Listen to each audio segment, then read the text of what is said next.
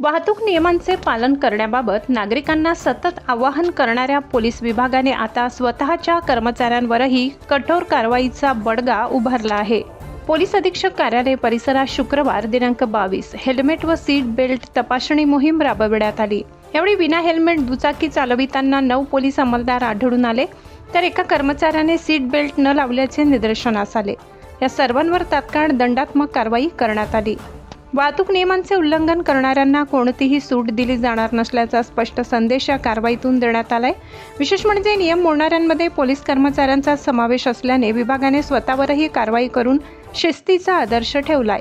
Police अधीक्षक कार्यालयाकडून यापुढेही विना हेल्मेट वाहन चालकांवर सातत्याने कारवाई केली जाणार असल्याचे स्पष्ट करण्यात आले आहे।